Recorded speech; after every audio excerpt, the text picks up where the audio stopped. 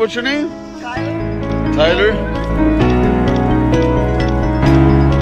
The Q9 for Americans, which shocked many Chinese citizens, but for Europeans may be even more brutal in the future.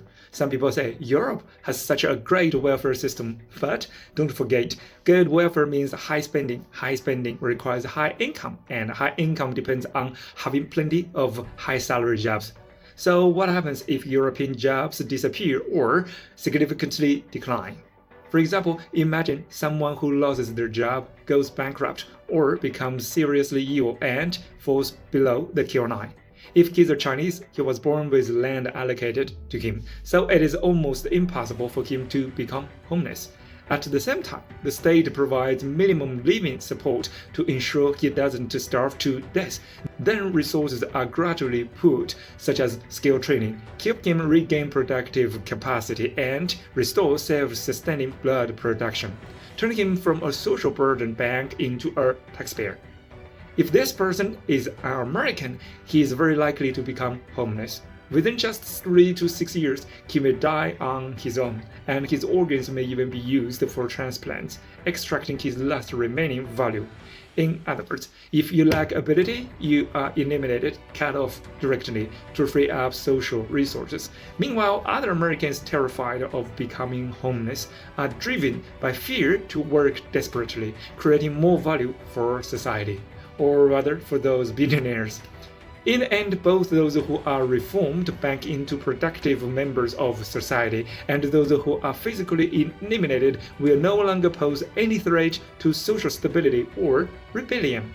So if we ignore morality and look only at a person's value to economic development, both systems actually work in their own way. That is why China and the United States currently rank as the world's top 2 economies.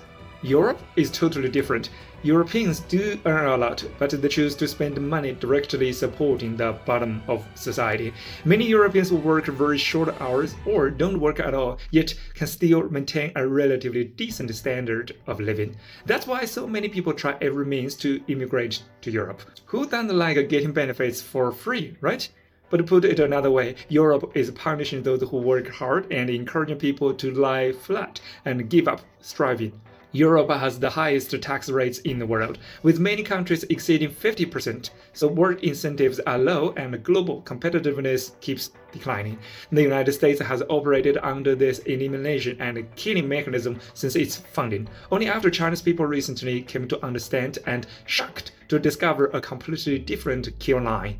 What's even more striking is Europe. While China and the US compete fiercely to grow the overall economic pie, Europe has chosen to aggressively divide up the existing pie.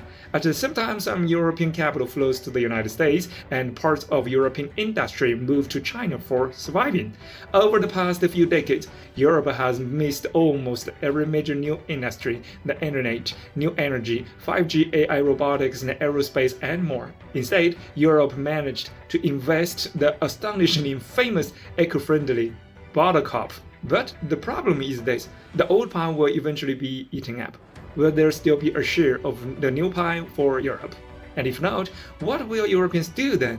The key issue is that those who were already eating the pie don't want to eat even one bite less. Instead, they want even more. At the same time, new immigrants also want a bite. As Europe's industrial competitiveness declines, job opportunities and incomes will shrink. In the future, Europe simply won't make as much money. So where will the funds come from to sustain the welfare system? Execute corrupt officials? Who's gonna do that? Rob other countries? Well, is Europe's military strong enough?